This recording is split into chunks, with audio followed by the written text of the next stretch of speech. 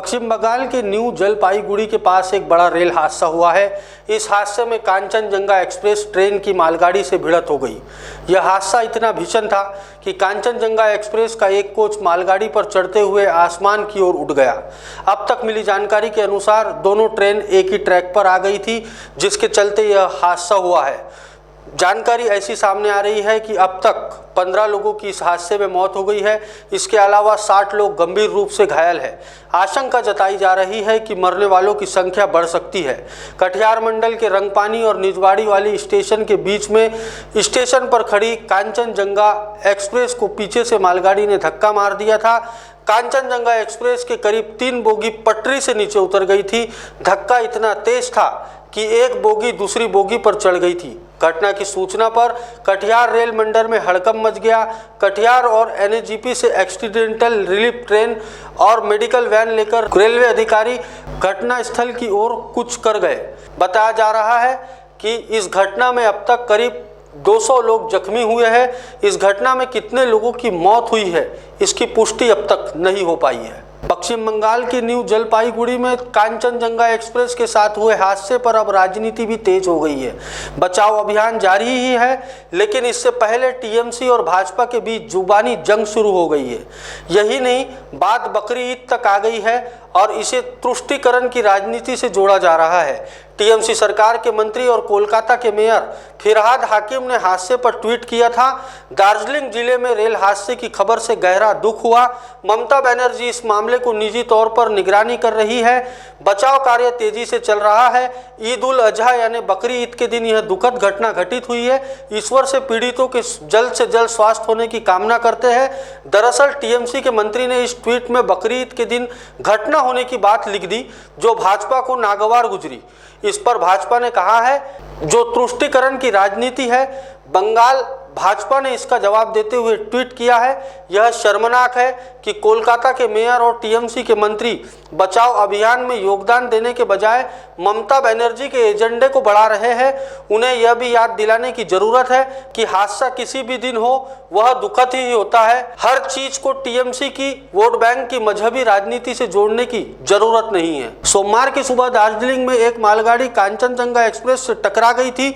Railway के मुताबिक इस हादसे में अब तक 8 लोगों की मौत हो चुकी है और लगभग 50 लोग अस्पताल में हैं। इस बीच रेल मंत्री अश्विनी वैष्णव ने ऐलान किया है कि मृतकों के परिजनों को 10-10 लाख रुपए का मुआवजा दिया जाएगा और जो लोग गंभीर रूप से घायल हैं उन्हें 2.5 लाख रुपए दिए जाएंगे। जिन्हें मामूली चोटें आई है उन्हें 50,000 रुपए दिए जाएंगे। रेलवे बोर्ड की सीआईओ जया वर्मा सिन्हा ने बताया कि रेस्क्यू ऑपरेशन पूरा हो चुका है और अब तक मरने वालों की संख्या 8 है।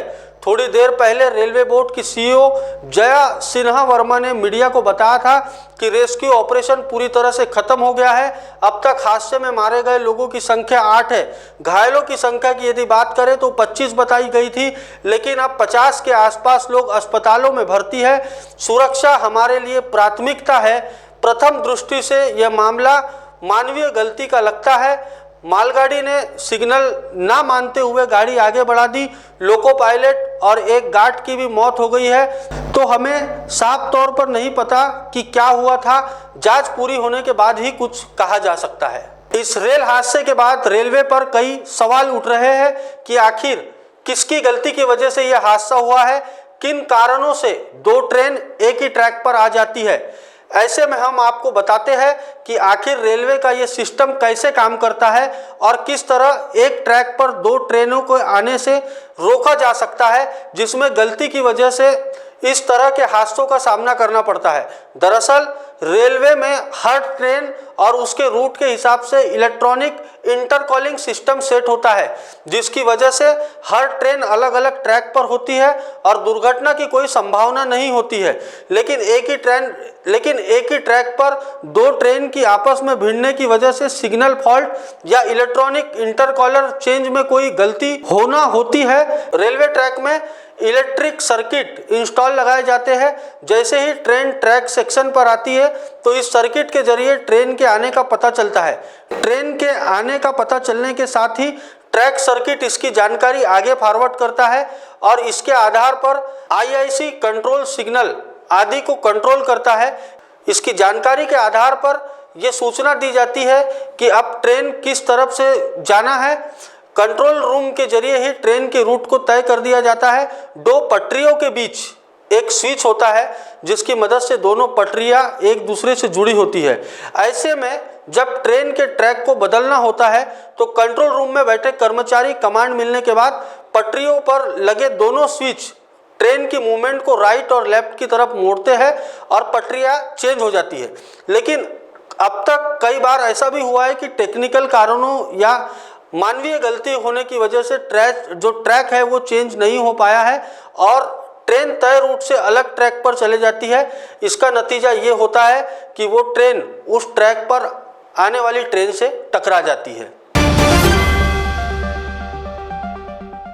मध्य नागपुर का पहला ट्रेनिंग इंस्टीट्यूट जो देता है आपको 100% जॉब गारंटी अकाउंट्स, फाइनेंस और टैक्सेशन के क्षेत्र में।